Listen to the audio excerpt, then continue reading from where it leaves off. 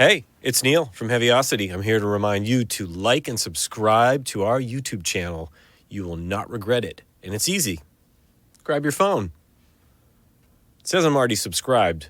Just click that button. Subscribe. Boom. Done. Then you get all the good news.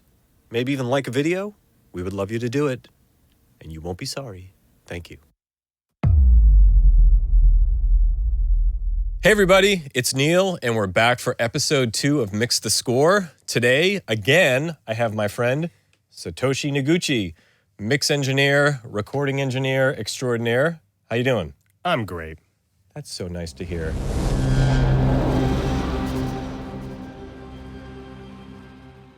So I wanted to thank everybody for tuning in to our last episode. There were some great questions and comments. Feel free to continue to do that.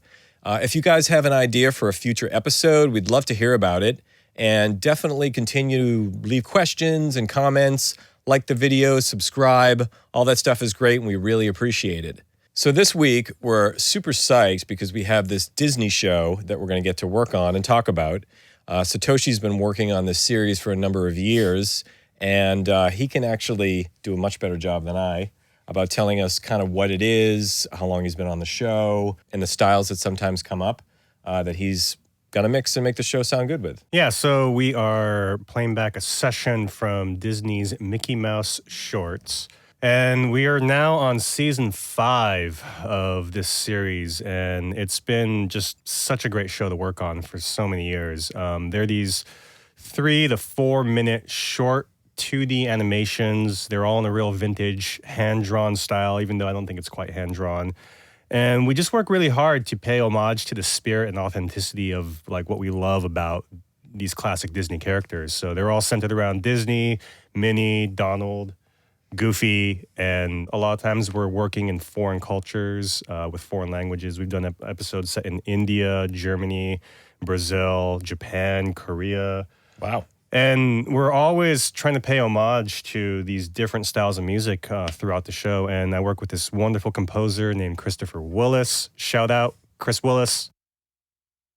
He does an amazing job of breaking down the core elements to all these styles and producing this music that really fits into this kind of vintage cartoon world so well. Totally. I mean, listening to a number of the episodes, I was really impressed with Chris's work and all of the pivoting that happens with you taking the work that he's doing and mixing it, you know, whether it's like, oh, this section needs to sound, you know, kind of authentic to the time period or authentic to the genre like you were talking about. That's really, I think, what this show is about today. Really, it's that, okay, we have these different styles, we have these almost different time periods. How do you make those things work?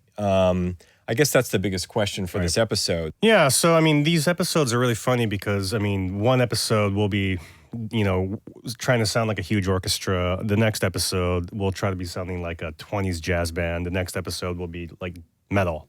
That's cool. That's and really cool. You know, so we have a core group of musicians that we work with to produce all this stuff, and it's very much like the modern workflow, where everything gets sequenced in MIDI, and then it gets broken out into sheet music, and we record a small brass section in a vintage studio in Hollywood, and we have a number of session musicians that are overdubbing at home, and all of it comes to me, and I'm tasked with assembling all of it so that it sounds like a band in a room together, playing together. That is quite a feat to pull off. So and depending on what the style that we're trying to emulate is, we definitely use samples to augment the group of musicians that we're playing, which I think Chris has talked about in interviews too, and we wanted to talk about where we only have the budget to record for some of these brass things, maybe every other part. So the inner harmony voices will actually layer in the live instruments with samples. So we're going to play you some of that stuff, and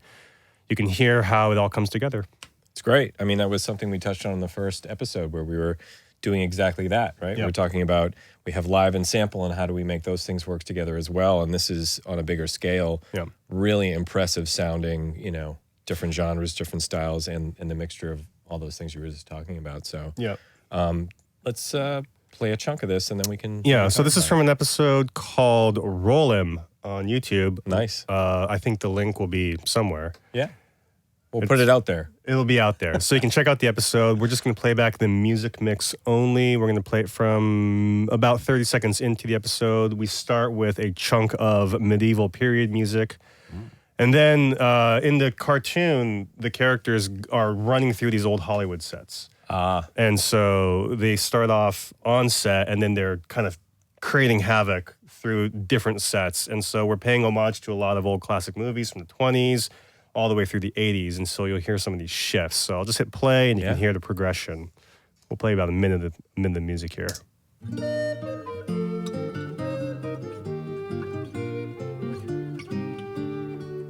Pretty obvious what we're doing here.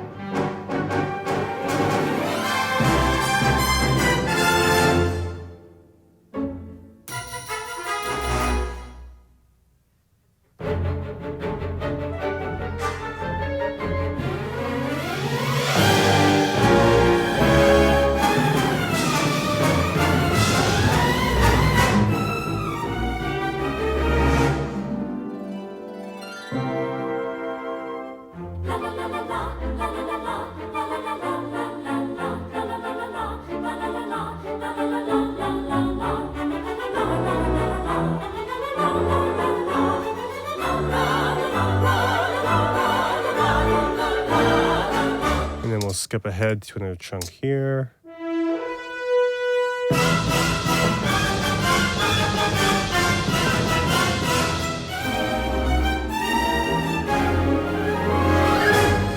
And then here's the ending.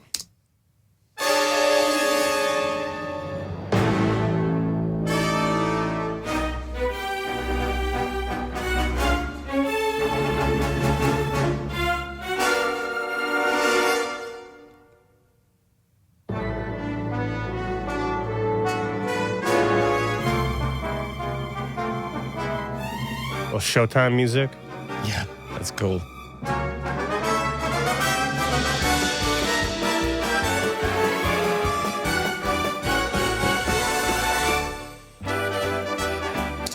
All right, and there you have it. That was amazing. No, yeah, it's fun. It's kind of paying homage to an older era of music. Really, It's very cool, and obviously the sections where you're hearing nothing is where the dialogue is coming in. right. But we're just dealing with a music track today. Hearing this for not the first time, but like really starting to listen a little more deeply into the track. One thing that really stuck out was there's a kind of a continuity, like in how the music hits you. The energy is always there regardless of the shift in style of music. So when you're mixing this stuff, you said you're getting, a bunch of live stuff, you're getting overdubs on top of that, other players are doing stuff at home, and you've got to make this whole thing sound cohesive. Like what I just heard sounded like it was tracked live in a big room, which, nice job, pretty cool. What are the first things that you do when you get when you get these tracks and you open the session? One of the great things about this particular project is that we just work with great musicians. And that's a nice thing. Yeah, and especially for this kind of music, which is very much like, it's very lively. If you getting the right players is half the battle. True. So thank you to all the musicians that work on this. One of the first things I do is I'll listen to what was recorded against what was programmed in the sequencer. Okay. And just try to understand any timing issues that might come up. Everything's really close, but doing a little bit of just finesse editing to get whatever the live musicians did to sit with what was programmed is usually pretty critical. And there's different philosophies on doing that. For something like this is a cartoon. This is really, really, really tight to picture. Chris is sequencing incredibly close to hit specific moments in the picture. I'm going to show you the tempo track. I was going to say that he is changing tempo like a madman. Like a madman. So if you look at this tempo track, you're seeing shifts from crazy Right. tempo ramps. Yep. And that's to hit things happening on screen. Yeah. You know, you're backing off by 20 BPM or even more for a few bars, jumping around. That's part of the game. Yep, we're doing these huge ramps here, like on this one section. You'll see.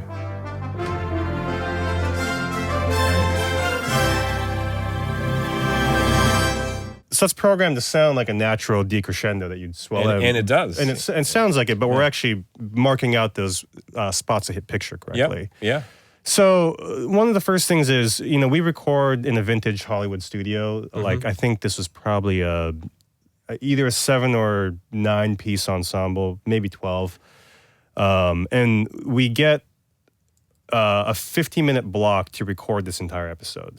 That is, that's so go back to those great musicians. Yeah, so I mean, this is the multi-track from that session we're seeing right now, and you'll see. I mean, I'll look at how many takes we did. We got 53 takes over these sections, right? And so all this, there actually isn't that much editing that's happened. Really, like, we're trying to keep the spirit of what the musicians played intact, but there is some global shifts that have to happen. Okay. Right above this multi-track is the samples that we're using. Yep. So the samples generally are working the picture, and Chris programmed them extremely well to make them sit correctly. So for this case, and this isn't true for every case, I'm shifting the players just a little bit so they sound cohesive with the samples. So it just sounds like an ensemble. Right. Obviously, MIDI is a beast that needs to be tamed, and you have and players, and they have that they're humans. And we're not talking big shifts here. We're talking like 10, 15 milliseconds here and there, just to get, especially on the fast staccato phrases, the sense that it's an ensemble playing versus hearing the flamming together. So like this one section, it's really great. It's French horns and flutes here. And it's very percussive and staccato, so it's got to be. Yeah, and then that's the live musicians, and then our samples sound like, that's actually with the live strings as well.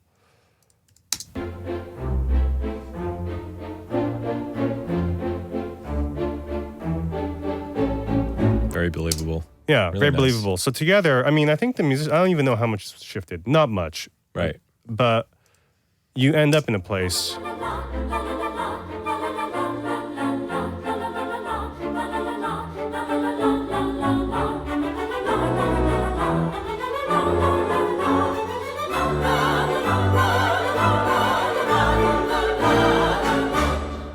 So that's so cool. I mean, and dynamically, everything is, coming up in volume and energy, right? Yeah, right. So when you're thinking about this as a television mix, how do you finesse it's got to sound bigger, it's growing, everybody's playing, more intently and intensely, whatever the right way to say it is.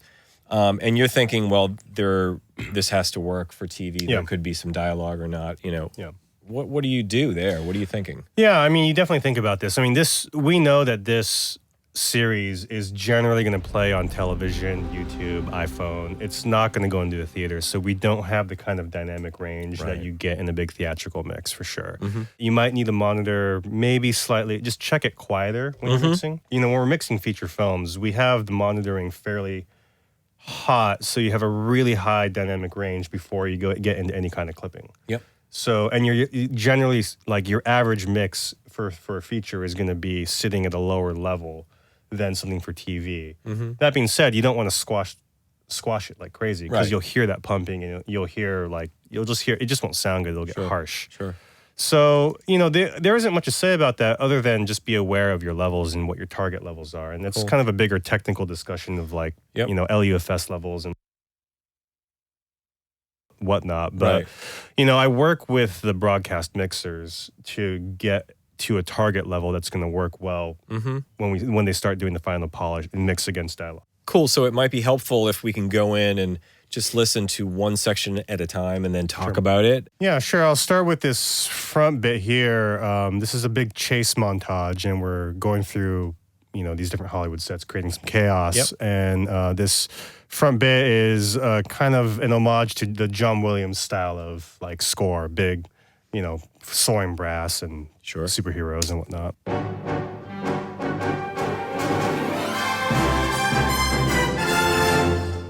Just literally a little 4-bar, little homage moment. But right? so much happens in that 4 bars. Right, It's incredible. You feel the callback. Yeah, the zhong, zhong, da, da, da, da, da. Yeah, exactly. Pretty cool.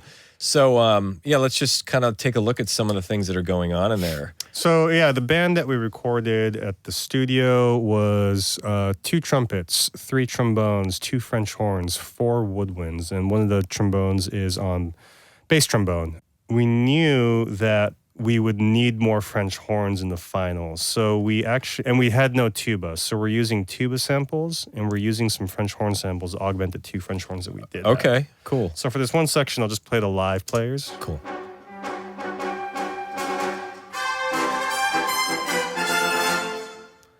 Wow, Great trumpets. Yeah, those trumpets are just soaring. Yeah, they're the guys. And then just with the tuba and horn samples, you'll hear how the section fills out a bit more.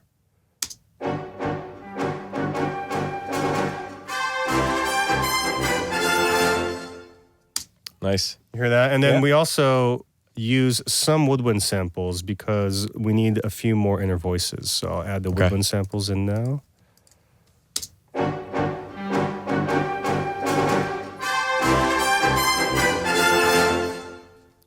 So you hear the harmony. It just fills out the middle harmony. Yeah, every pass it just gets a little bigger and a little more, real sounding. Yeah. So, but if you just play the samples without, or actually, it might be helpful to play the demo, which is only the samples. So, yes. So this is Chris's demo mix, which is what was approved for recording. Okay.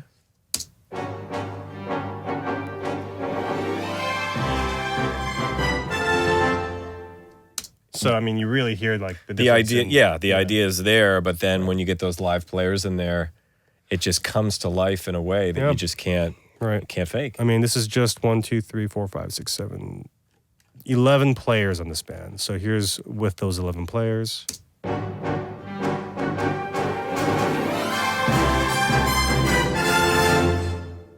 Yeah, have it. It's awesome. That's so cool. Yeah, I mean, so I'm doing some automation on the reverb here. This particular section needs to sound like it's in a fairly large room versus like a tighter cartoony sound because we're playing, we're calling back. So I think I'm layering a convolution reverb along with an algorithmic reverb that was appropriate. I know that a lot of like the 80s and 90s John Williams scores relied on either Todd AO or Sony. Okay. The stage sound as well as the Lexicon 480. As far as I know, that's the research I've done. Sure. And the algorithmics are the lexicons and the ones that are using essentially algorithms to create reverb as compared to the convolutions, which is, in the last 10 years, those are basically sampling the sound of a room and this engine it can interpret that. So it sounds like the room. Cool. Yeah, so that's a big part of the sound. So you'll hear that in the tail here.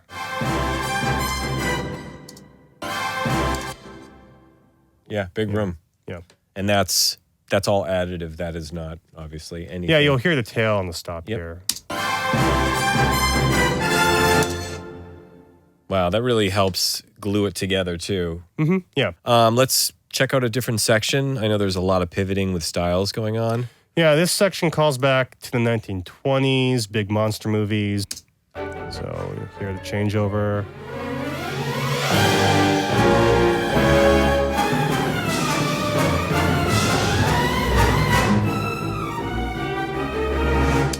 Wow. And frenetic kind of from a composer's perspective, it's the energy and kind of some atonal textures going on. That's very cool. So do you have the demo of that section? Yeah, sure.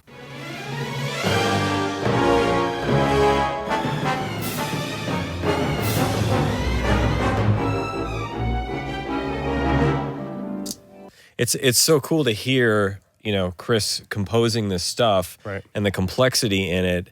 Working with MIDI, it's difficult to make it sound like the real thing. Right. And then when his ideas are kind of transformed with the live players, it just comes to life. Yeah, you really feel cool. you just feel the liveliness. It's pretty awesome. Yeah. So in that section, were you doing similar things with reverb matching? Did you have to do any? Yeah, I mean, fundamentally, I think I just relied a little bit more on the stage there versus the lexicon. Also, while we were playing through this, there was a section that I noticed that you chose to make mono. Yeah, correct. Now, was that something that you were like, this would be cool, let's see if they like this, or did they request that? And how did you do it?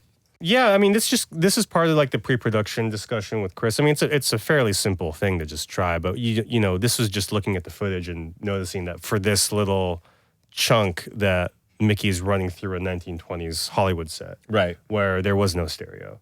So this is just purely a function of like, okay, this music was written to be like as if it was from the 20s, Like, mono. Right. Take it back.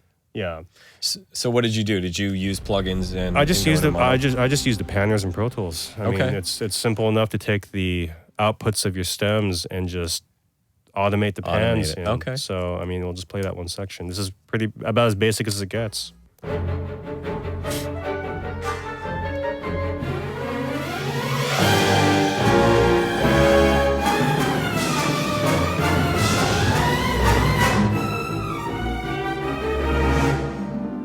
It's very effective, though. It's cool. Yeah, It totally works. It's a little musical moment there. I love it. Question is, with mono and phasing, you know, like if you take a stereo signal that was recorded and maybe one of the microphones wasn't set right, of course that would never happen because you did it, right? Oh, yeah. No. Seriously, when you collapse things to mono, sometimes you can lose some frequency, right? Yeah, happens a lot with drum kits. It's a bit less of an issue with some of this stuff, but I mean, with low brass and low strings for sure, you can go out of phase. So the phase flip button's a handy trick when you go into mono. Just to, you just literally pop it in and out and just see which one gives you a little bit more low end. Okay. And a sense of focus. Yeah. I've noticed that, just even creating samples, sometimes you're like, oh, this is this crazy cool effect and it's stereo and it's happening. You're like, wow. And you're like, have you checked it in mono? It's gone. So that's always something to be aware of, is, just writing and mixing and, giving the stems, to the mixer, like, check your stuff in mono, people. It's key. This is like a big, musical section with, we have a choir over this one bit here. Awesome.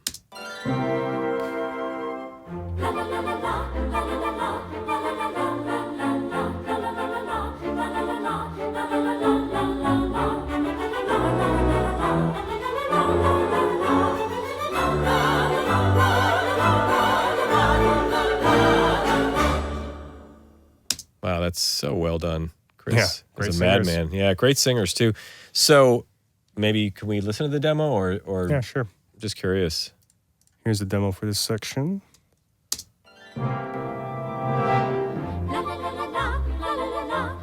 That's cute.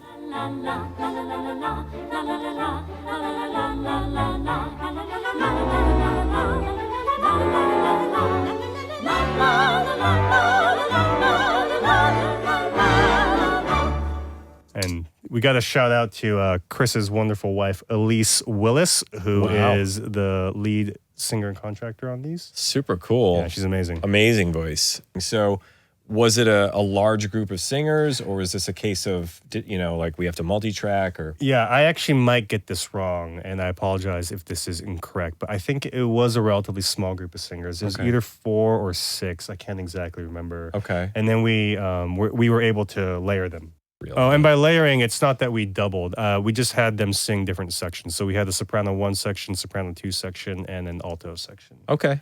Let's check that out. So here's the soprano. Well, I'll start low. Here's the altos.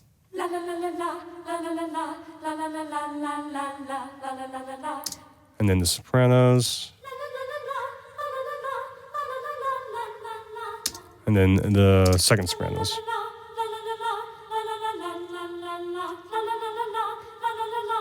So yeah, there's a little bit of natural panning happening. I believe what we did was we actually moved them around in the room. Okay. So that we get a little bit of room panning that shifts. Right. So together.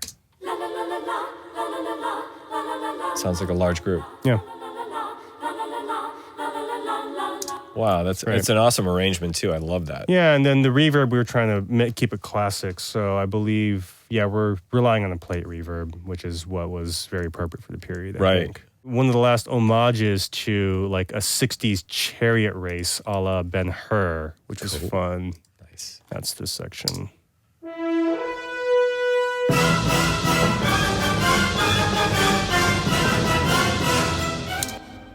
Wow. Yeah.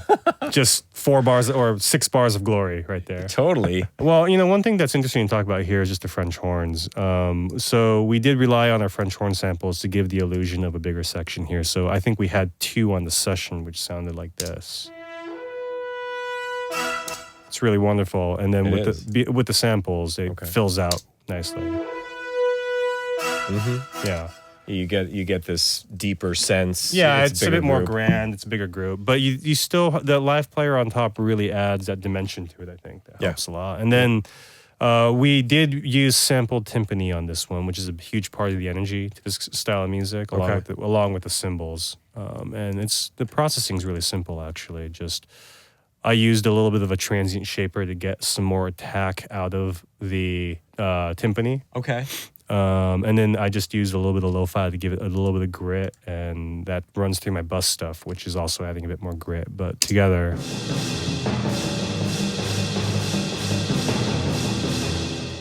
so with those plugins off, you can hear. Here's the bypass, just kind of straight versions of those. Wow.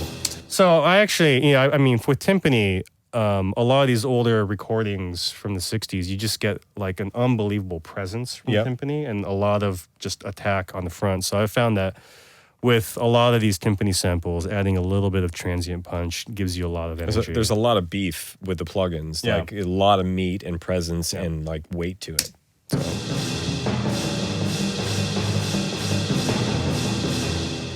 To me, like I'm imagining a guy hitting it. And that feels more like someone's hitting it to me. Yes. It's less flat. Yeah, totally. Yeah. It speaks well in the track. Cool. So in this section with the live stuff, I'm wondering like how much EQing or what type of EQing you do to try to, mold and shape the room and the group. Yeah, for this particular studio, it's like an old Hollywood studio. When the brass gets really loud on this Ben-Hur section, the whole room gets really bright. Okay. And I noticed that the brightness of the room, there's a few just like real peaky parts that was making it really not blend with the samples. Oh. So I'm doing some pretty extreme EQing on the room mics. I'll show you. Let's see. To get this gelling better to my ears. So that's a lot of cuts. It's a lot of narrow cuts, which we talked about in the last video. I was going to say, if I remember anything from episode 1, it's narrow cuts. Narrow cuts, which I like. And we'll play it before and after. So. Cool. Here's the 3.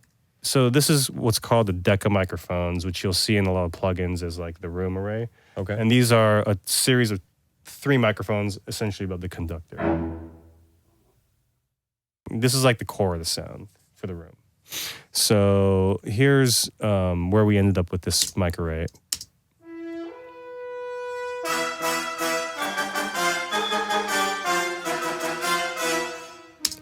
And then with that EQ off,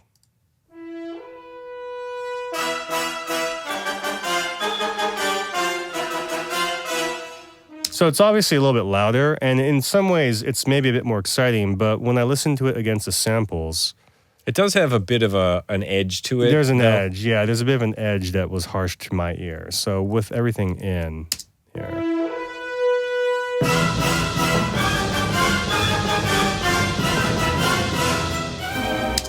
Part of what that EQ did when I was working on it, especially this one big cut here, it made the trumpets feel like they were seated in the proper row versus right in front of me. Okay. Something about the way that room was ringing out to me made me want to cut these frequencies to try to get the soundstage to blend a bit better. Sure.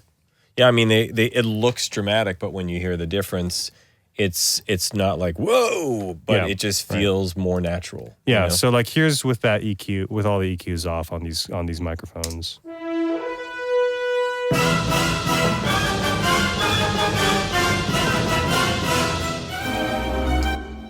There is kind of like an edgy, not super desirable. Yeah.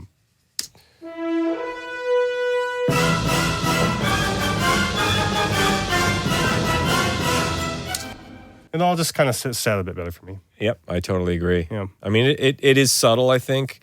And then you start listening a little more closely, and it just feels a little more buttery, a little more, Yeah, and you don't want any of these sounds to not work when you're listening loud. Right. You know, those are the kind of frequencies, especially in the upper mid range, that can take your head off. Right. If they're too present. Well, that's a good question too. A real quick one is when you're mixing this stuff. Do you like we're listening softly now for a number of reasons, recording the show and all that, but.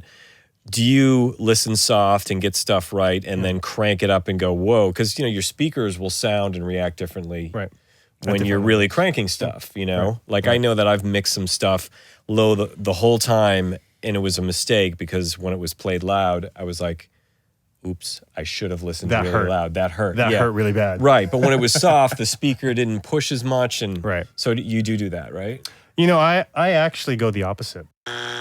You do? I actually start on the maybe louder side. Okay. Not like loud, but like I'll start with it pretty full. Right. For a couple reasons. I want to hear what parts of the mix are painful. What hurts? I want to start with what is hurting me. Don't hurt me. Don't hurt me. And then I also want to hear the bass. Oh, good point. One thing about like listening at different levels is that there's sensitivity our ears have to the mid-range. So the quieter something is, the more we're hearing the mid-range. Right. So there's a curve that our ears have called the Fletcher-Munson curve. If you want to look it up, there's a lot of information out there about it. I remember the Fletcher-Munson curve. Yeah, so one thing this is my approach. It's not, necessarily the only way to do it at all, but I actually start at a healthy level to try to hear the full range of what's happening, and then to figure out what needs to get molded and shaped. Sure. That's and then once the mix is in a good place, I don't stay at that loud level for very long. I'll quickly come to a lower level, and then figure out what details I'm now missing because I've made these reductions. Right. And like staying loud, there's a lot of reasons, but your ears get fatigued too, right? Yeah. And you're starting to not you just don't have the same hearing, so to speak. You're not hearing stuff. And then sometimes when you go down low, you'll realize, I did cut too much top end off, and I need to add some brightness back in. And will you switch speakers to do that as well? Yeah, I have a pair of Auratones I use just to give myself a different perspective. And Auratones are essentially just like a kind of a mid-rangey speaker with no real top or bottom. Yeah, I mean, there is top or bottom. What's nice is that there's only a single driver. There's only a single speaker. So you're not dealing with all these effects of the crossovers between the tweeter and the woofer and the woofer and the sub and figuring out like if something's just kind of an anomaly of the speaker versus what's actually coming off. And it's actually closer to how you might hear it on an iPhone. Right, iPhone or like a TV. Who listens to things on TVs anymore? But if you do, right, it's just the everyday kind of speaker approach. Right. Cool. Well, that was awesome. Thank you. Excellent. So everybody, thank you for tuning in and watching our second episode of Mix the Score with Satoshi. And we also want to say thank you in a big way to Chris. Amazing piece that he wrote here and that we got to kind of get under the hood and check all that stuff out with. And Disney as well. Huge props to them for letting us use the piece. If you'd like the video, click the like button, subscribe. If you have questions for Satoshi about specific things, feel free to leave them. If you have some general comments, that's cool. And like I said in the beginning, if you have some ideas for future episodes, we are all ears. We love hearing that stuff. So if you're working on a big project and you're interested in getting in touch with Satoshi, check out his website. It's satoshinoguchi.com/contact and drop him a line. Thanks for watching. Take care.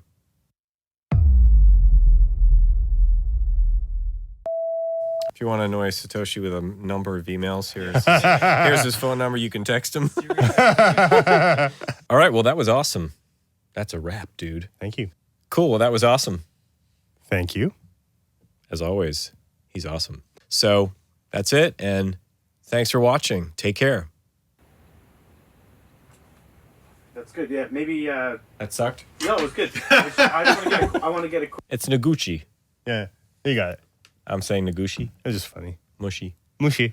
If you're working on a big, expensive project with like really big budgets, huge budgets. Can I say that? Sure. Okay. Then you can go through me. I'm his agent. I'm just kidding. 50% commission. At his website, which is Satoshi Noguchi. Only big projects. This guy is This guy is the man. And, send him a letter, an email, write a letter, send it over, talk about the project. I got to do this again for the fourth time. We should just use all this. This is a perfect ending.